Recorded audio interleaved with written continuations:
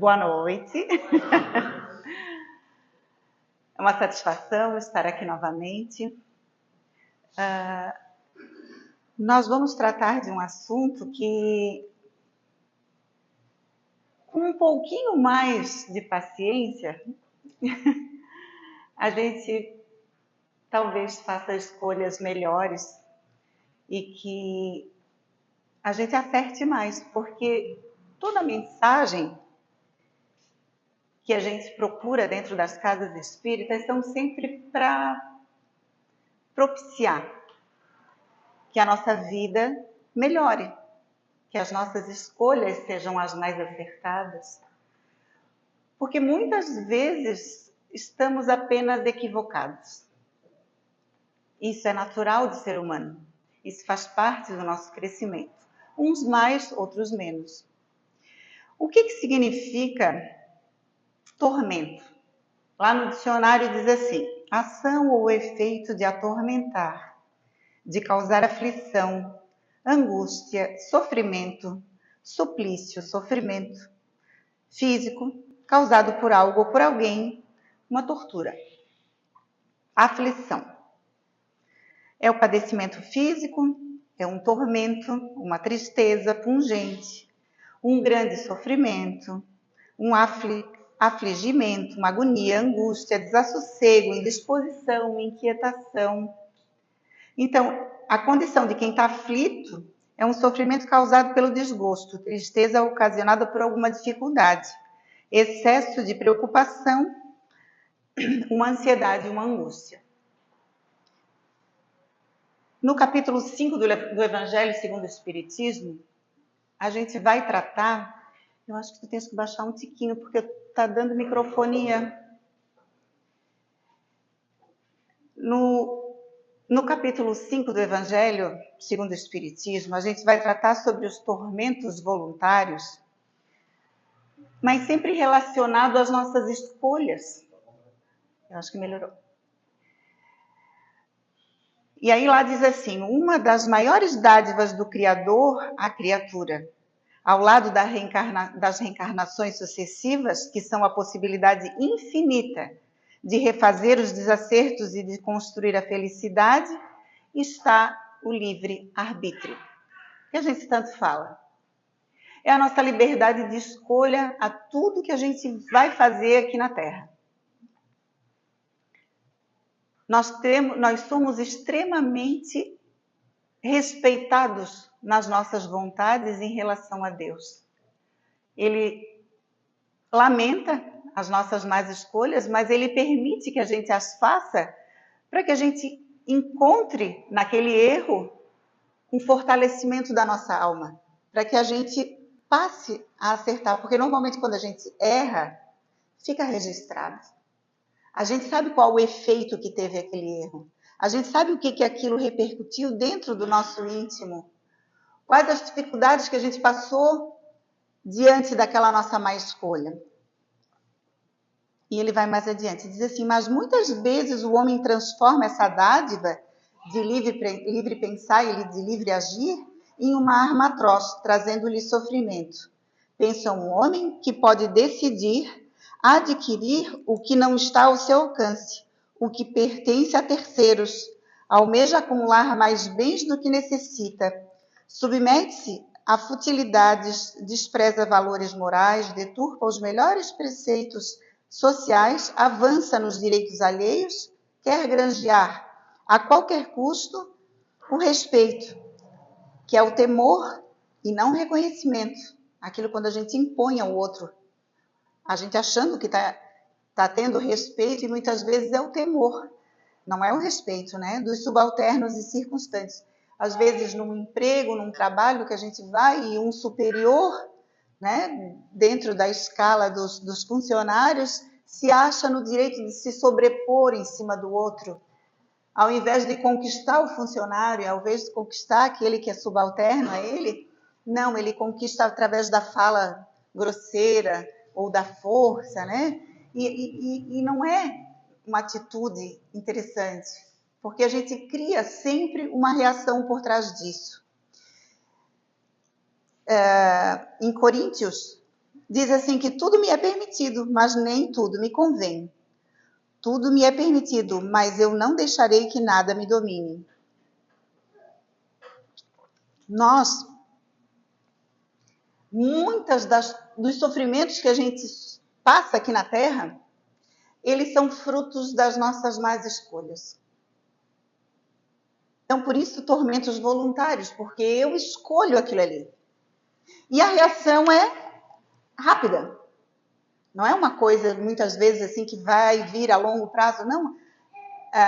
Esses tormentos voluntários que a gente fala são coisas que normalmente eles vêm logo. A gente sente o reflexo daquela nossa má escolha. A gente vai entender mais à frente. Eles podem ser complicados, pode ser complicações da mente humana. Como, por exemplo, a gente vai numa festa, a gente come em excesso, olha aquele banquete farto, e como se a gente não tivesse comido há uma semana, a gente come tudo naquele dia.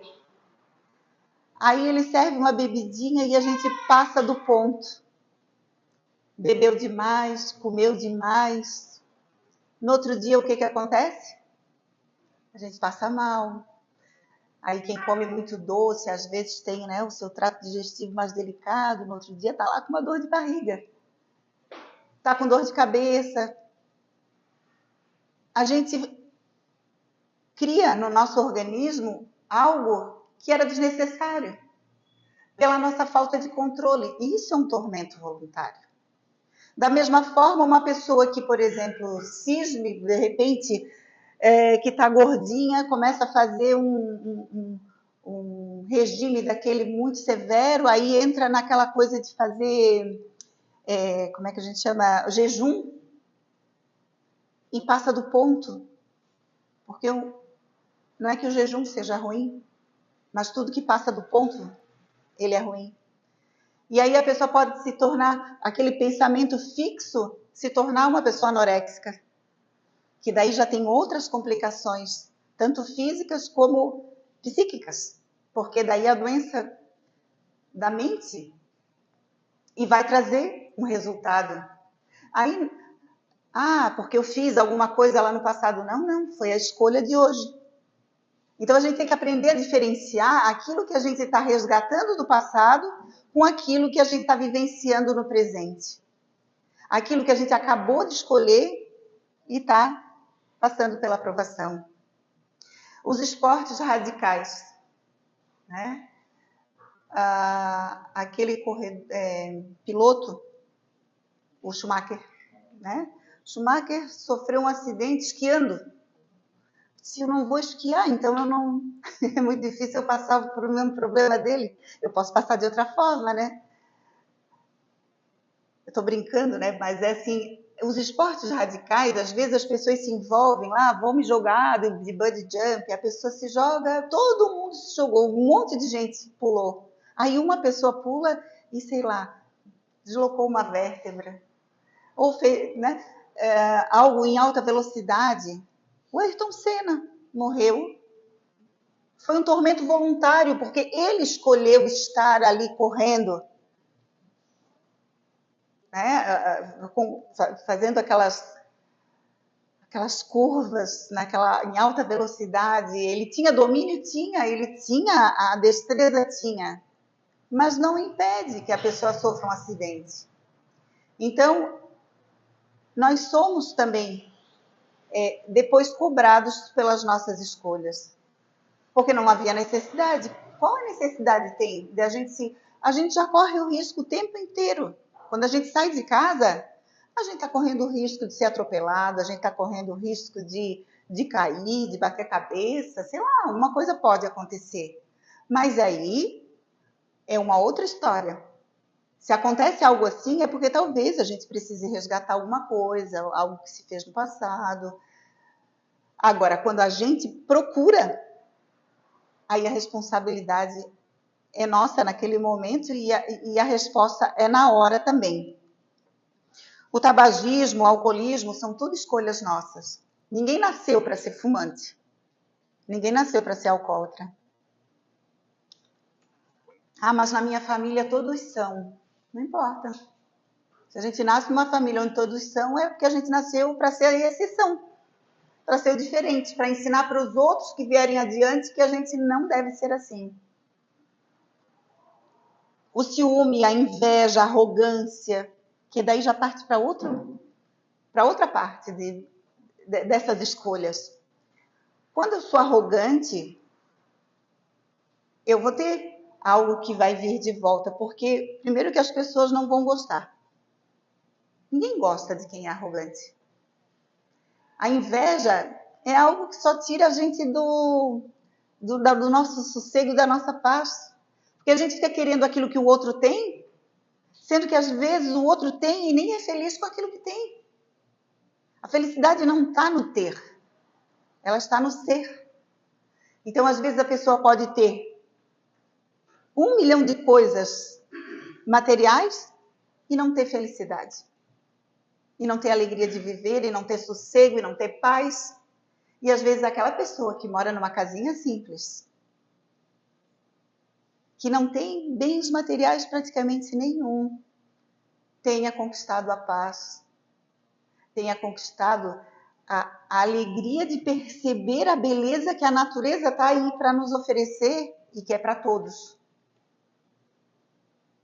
As conquistas materiais, elas são pertinentes ao homem. Não é que a gente não pode conquistar essas coisas, não é que a gente não pode ter. A gente pode, mas a gente não pode passar por cima do outro. A gente não pode querer conquistar algo, sendo que aquela conquista vai prejudicar outra pessoa. Quando ela passa a prejudicar alguém, isso quer dizer que a gente está no caminho errado. Toda nossa conquista, ela deve vir proceder de uma boa ação. Aquele que trabalha muito pode ganhar muito também. Mas se ele trabalhar muito e for arrogante, for ciumento, for um monte de coisas e passar por cima do outro, aí está o grande problema. Aí é que está a chave da medida, porque tudo tem medida. O remédio e o veneno, o que difere um do outro é a dosagem.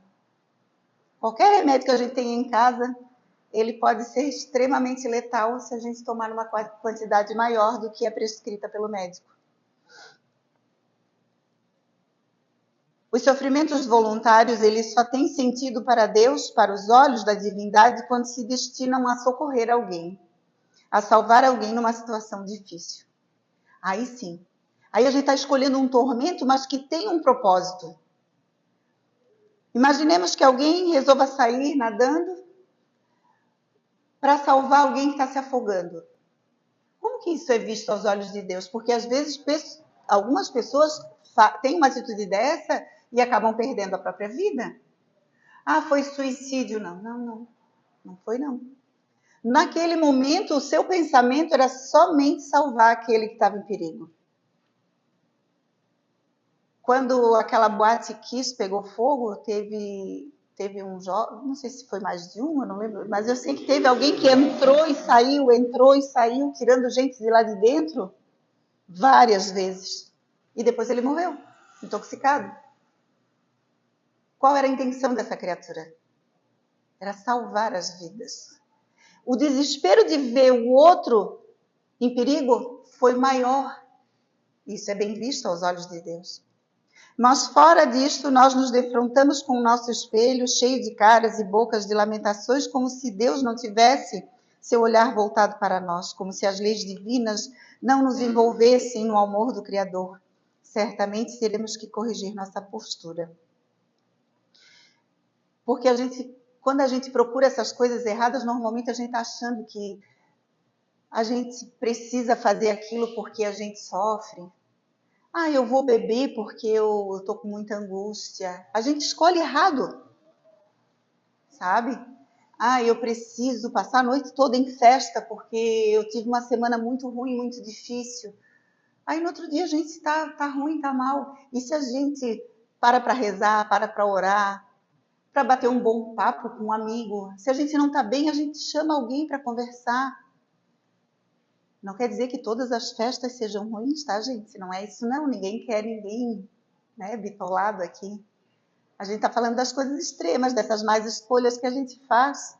Que às vezes a gente troca a paz por uma coisa maior, porque no outro dia, a gente, além de ter a dor que continua, porque a gente não resolveu, o nosso pensamento não se desenvolveu, a gente vai estar com o problema e com dor de cabeça e com mal-estar e com outras coisas junto. A gente vai arranjar um combo, né? Vamos escolher coisas boas. Outro dia eu escutei uma moça dizendo assim na praia, está sofrendo em casa? Vai sofrer na praia, né? Que é muito melhor. Sofre tomando um banho de mar? O sofrimento continua, mas a gente toma um banho de mar, a gente relaxa, a gente consegue ter contato com a natureza. A natureza é o nosso ponto maior que a gente pode ter contato com Deus. Vocês sabiam disso? Porque tudo que é da natureza é feito por Deus. Quando a gente está em meio à natureza e a gente consegue perceber a natureza em torno de nós, é como se a gente fizesse uma ligaçãozinha para o Papai do Céu e dissesse assim, ó, eu estou aqui, eu estou te vendo, hein? Eu sei que tu estás aqui.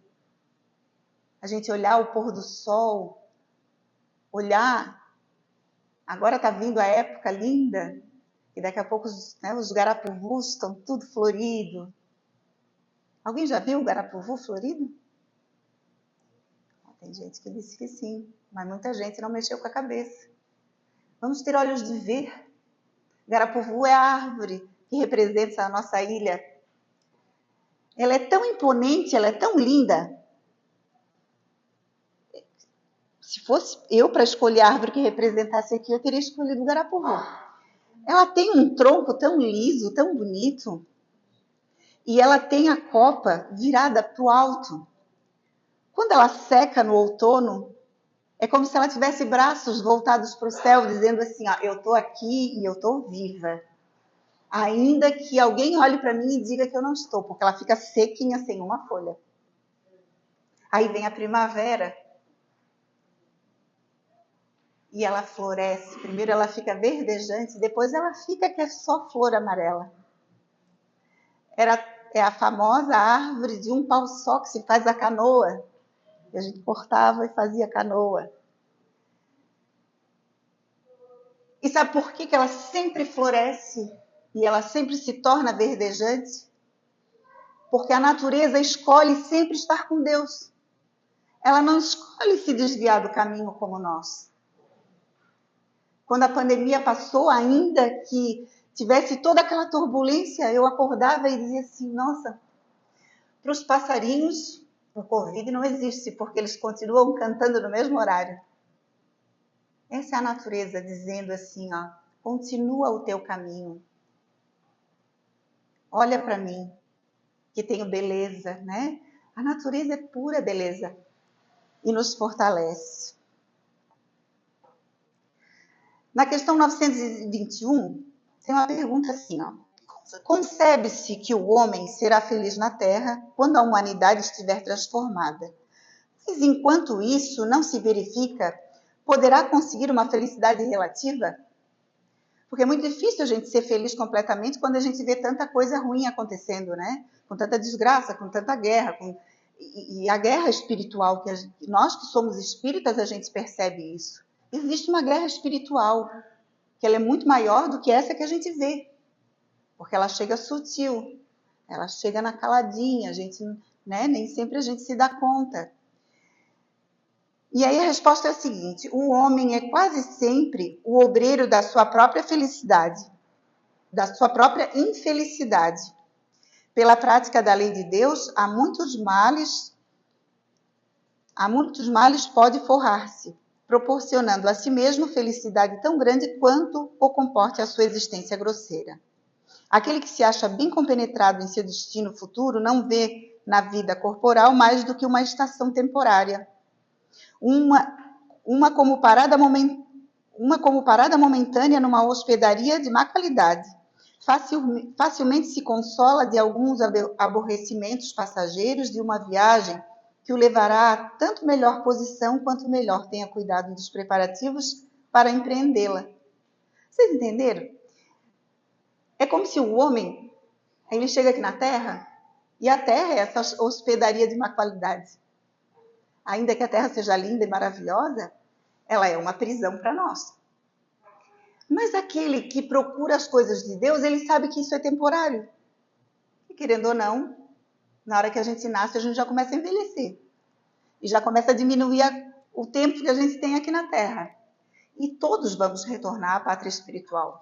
Todos, sem exceção. Aquele que sabe da vida espiritual, ele sabe que isso tudo que a gente passa, todas as vicissitudes, elas são temporárias. E o que ele faz? Ele diz assim, não, isso aí vai passar. E ele vive com mais alegria, sem esperar muito do outro, porque ele sabe que só depende. A minha felicidade só depende de mim. O tempo de regeneração, ele vai acontecer, porque a felicidade do qual ele fala é quando o planeta já estiver regenerado. Mas vai acontecer uma chavezinha, como a gente liga aqui o microfone, que a gente liga e ele liga e vira a chave e todo mundo vai estar regenerado? Não, né? Não.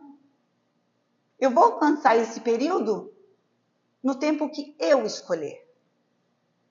Quando eu disser assim, ó, eu quero, porque tudo parte da nossa vontade. Quando a gente quiser se modificar e aceitar aquilo que a gente está vivendo, porque todos aqueles que estão vivenciando a maldade e que está perturbando tanto a gente, então, quando a gente conseguir olhar para essas criaturas com amor e bondade, a gente já vai estar se encaminhando para esse tempo. Porque, por pior que uma criatura possa ser, ela vai alcançar o mesmo patamar do Cristo, como nós também vamos. Não é nada que se alcance muito rápido, tá? Demora, né? A gente sabe disso. O próprio Cristo, ele demorou o tempo dele para alcançar o nível em que ele chegou. Mas nós também vamos alcançar. Uns antes, outros depois. Se a gente perceber lá da época do Cristo, quantos se melhoraram depois que conheceram Jesus? Nós estamos conhecendo Jesus agora. 2000 anos depois, ou a gente está achando que não estava aqui? A gente vem errando. Mas cada um no seu tempo. Cada um tem o seu tempo de aprendizado. E todos nós, o pior de todos, o melhor de todos, nós estamos sempre caminhando para uma melhora.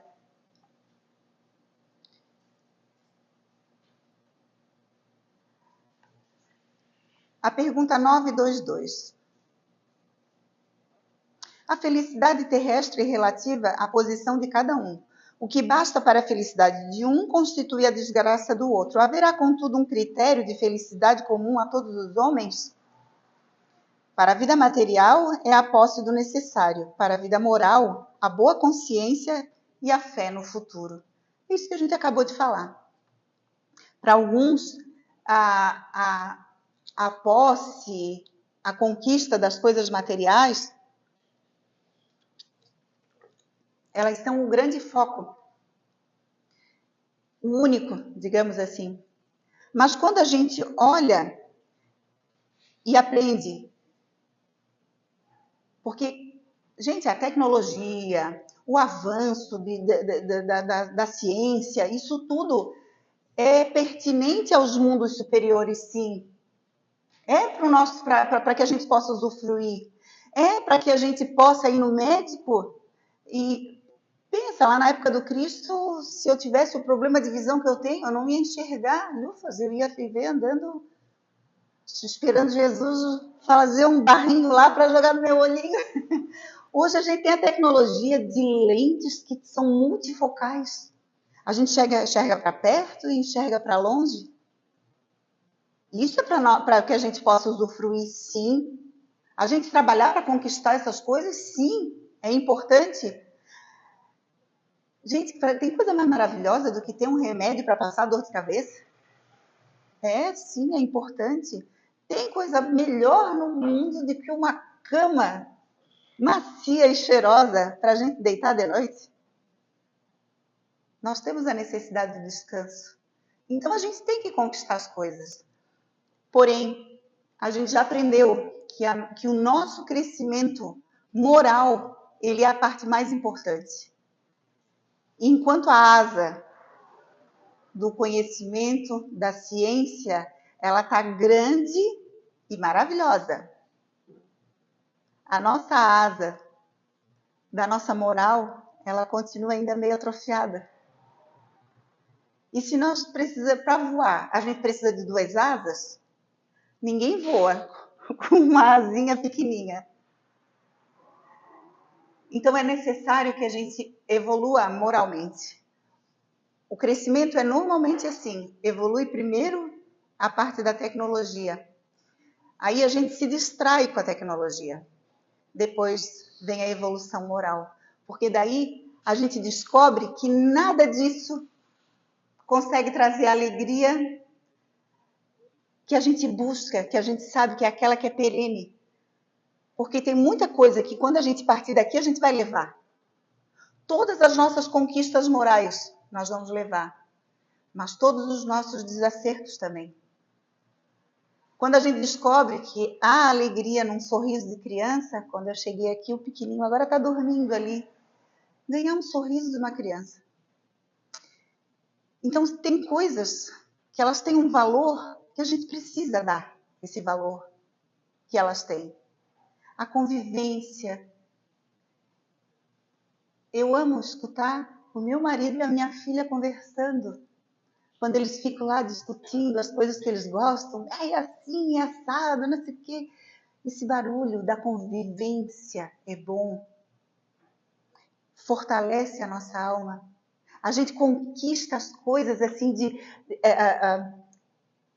a gente conquista esse amor, sabe, que transborda dentro da gente. Não é que a gente consegue todo dia e toda hora, a gente tem os nossos altos e baixos, mas é por aí que a gente tem que caminhar.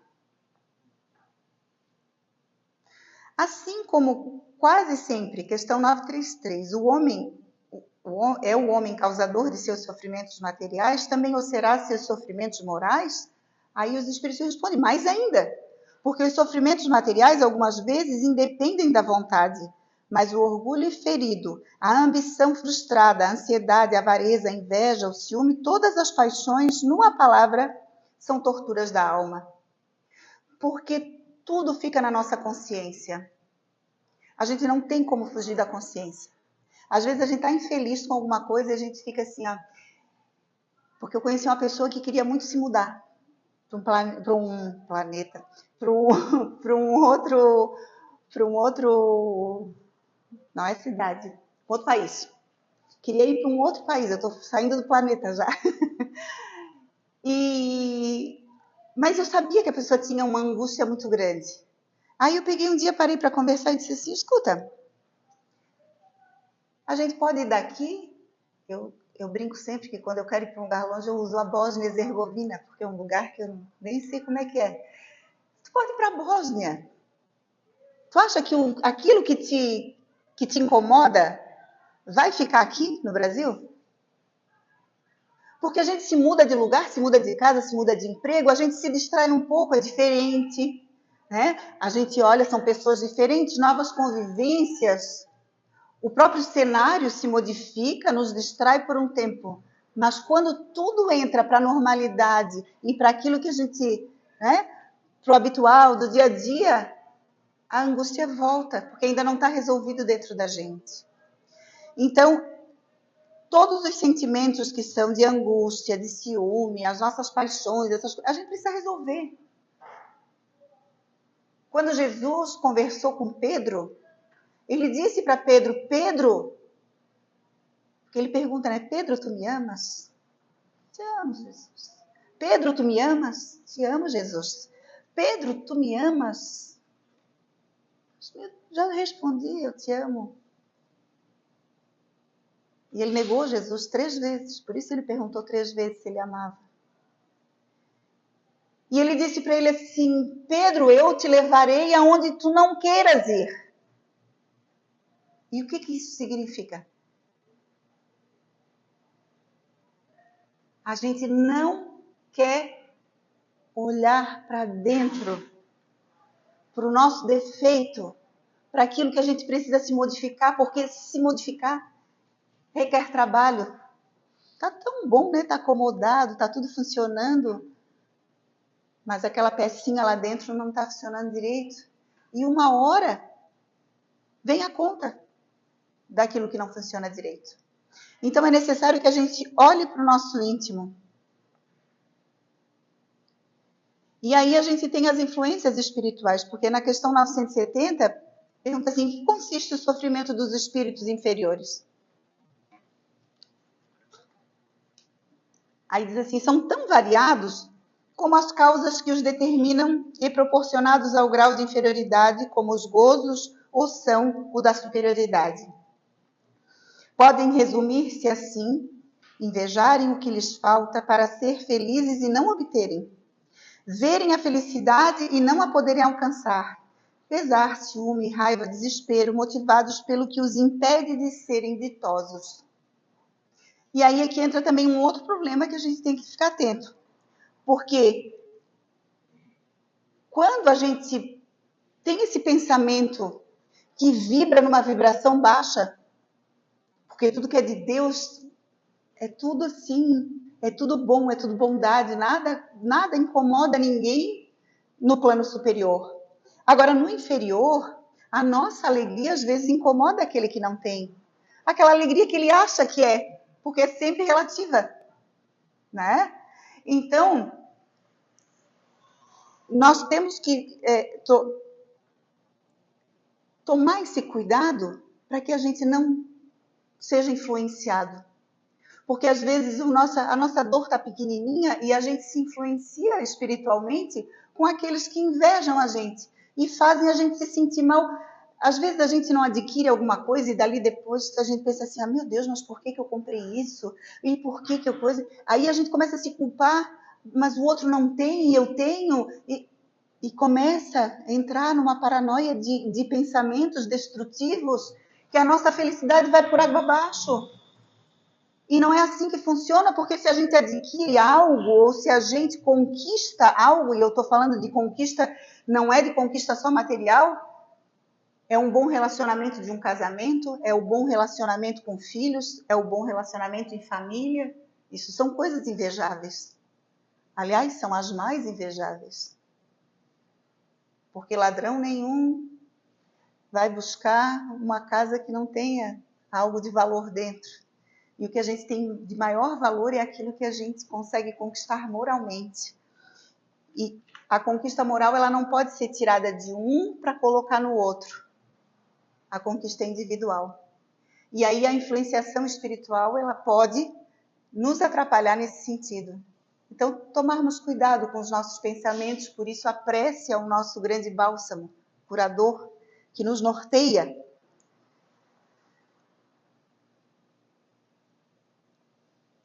Aí eles perguntam assim, nossa, minha garganta hoje está seca. Não, eu tenho isso. A garganta seca de um jeito que... Com que fim os espíritos imperfeitos nos induzem ao mal? Por que isso acontece? Para que sofrais como eles sofrem. Aí eles perguntam, isso lhes diminui os sofrimentos? Não. Mas fazem-no por inveja, por não poderem suportar que hajam seres felizes. Aí se a gente for tocado de amor, como era Jesus, a gente vai olhar essas criaturas como seres infelizes.